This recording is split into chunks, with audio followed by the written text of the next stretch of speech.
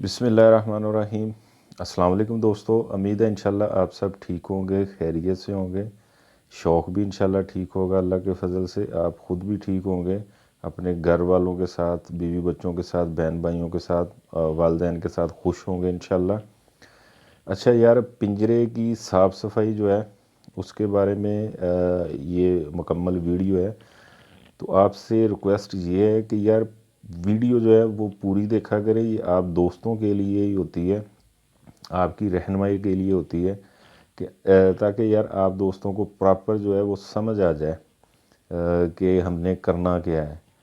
तो ये मेरी रिक्वेस्ट है ख़ास दोस्तों से कि वीडियो को पूरा देखा करें, और जो भाई नए हैं वो सब्सक्राइब भी करें, बेल आइकन भी प्रेस कर दें ताकि जो भी वीडियो आने वाली है वो आपको प्रॉपर मिल सके। अच्छा यार, पिंजरे की साफ़ सफाई होगी एक तो, दूसरा ये है कि सर्दी में हमने उसके अंदर गद्दी कौन सी इस्तेमाल करनी है ताकि तीतर को हवा ना लगे, तीतर प्रॉपर तरीके के साथ मसलन के अपने पिंजरे में सर्दी से बच सके। एक तो हम ऊपर से भी कवर कर देते हैं, और कुछ भाई जो है मिसाल के तौर ऊपर से कवर कर दिया, बुग वगैरह दे दिए, तो नीचे का जो होता है वो नहीं ज़हन में होता। ये अक्सर होता रहा है हमसे भी, और दोस्त मेरा ख्याल ये कर भी लेते होंगे, तो इसलिए ये वीडियो मैं बना रहा हूँ।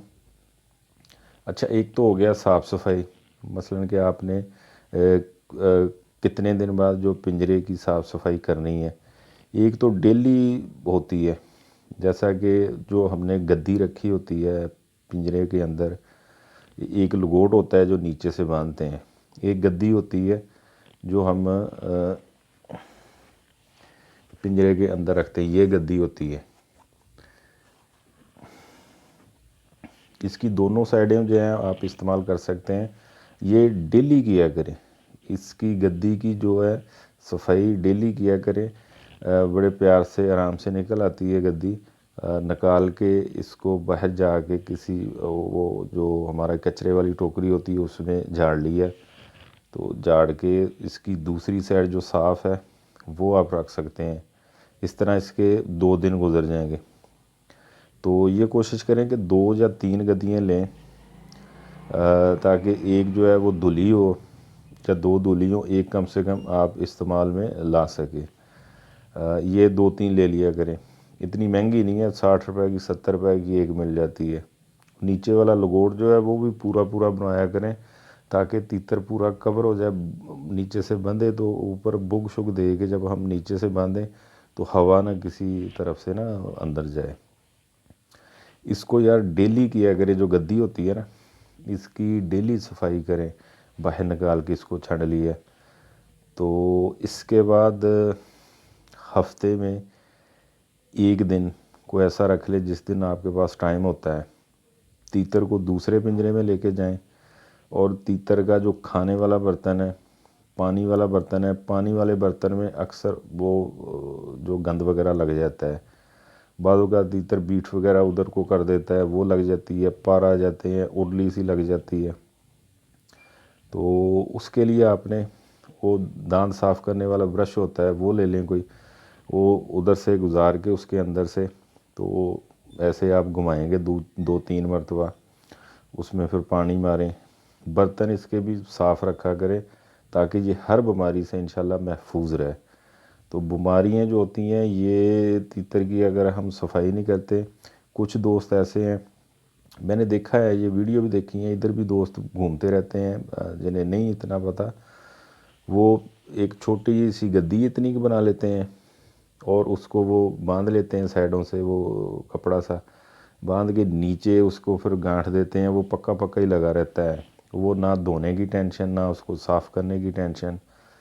तो यार ऐसे तो नहीं शौक़ होता मेरे भाई, अगर शौक़ करना है तो कम से कम प्रॉपर करें, उसकी साफ़ सफाई का भी ख्याल रखें। एक तो अब जिधर रखेंगे कमरे में रखेंगे, ज़ाहिर है बच्चों के पास रखेंगे तो उनको वो थोड़ी नफ़रत नहीं होगी। एक तो ये हो गया। दूसरा ये है कि तीतर जो है वो कम से कम बीमारियों से महफूज रहेगा। तो अगर हम साफ़ सफाई नहीं करेंगे उसमें से कई बीमारियां निकल आती हैं।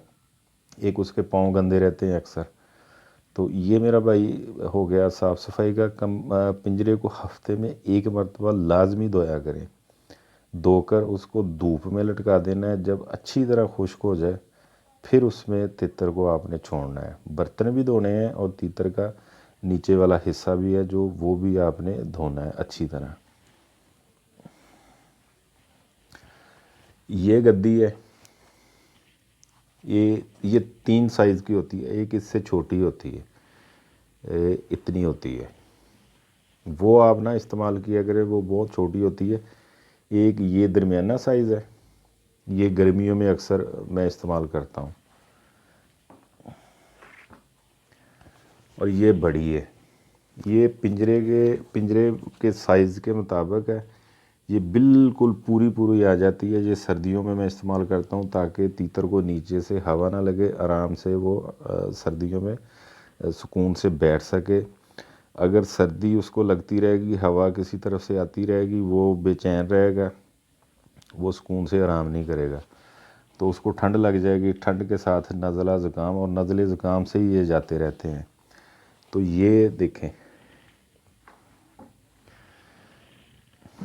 یہ میں نے 2 رکھی ہوئی ہیں، یہ بڑے سائز کی، اب سردیوں میں جو میں استعمال کروا رہا ہوں۔ یہ دیکھیں، یہ فل سائز ہے، یہ پنجرے کے اندر پوری آ جاتی ہیں۔ باقی خوراک کی جو ہے وہ انشاءاللہ جس طرح سردی کا بہاؤ ہوگا، سردی بڑھے گی، کم ہوگی، اسی طرح میں خوراک کی ویڈیو انشاءاللہ اپلوڈ کرتا رہوں گا، آپ دوستوں کی رہنمائی کرتا رہوں گا۔ میری ریکویسٹ ہے کہ فالو کرتے رہیں انشاءاللہ، شوق انشاءاللہ اللہ کے فضل سے ہمارا اچھا ہوگا انشاءاللہ۔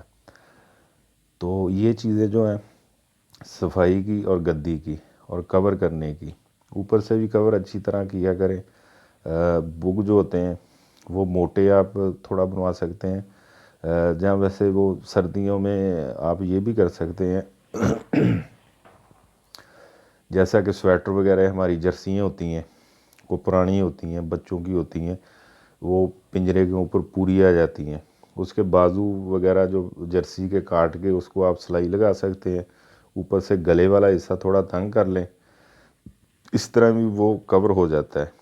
کپڑے کے 1-2 بگ دے کے اوپر پھر وہ دے دیں، اور نیچے سے لگوڑ جو باندھنا ہے وہ بھی موٹا بنائیں سردی میں۔ تو انشاءاللہ امید ہے یہ ویڈیو آپ دوستوں کے لیے فائدہ مند ہوگی۔ ویڈیو اچھی لگے اسے لائک کر دینا، شیئر کر دینا، اور چینل جو ہے ہمارا سبسکرائب کریں جو نئے بھائی ہیں۔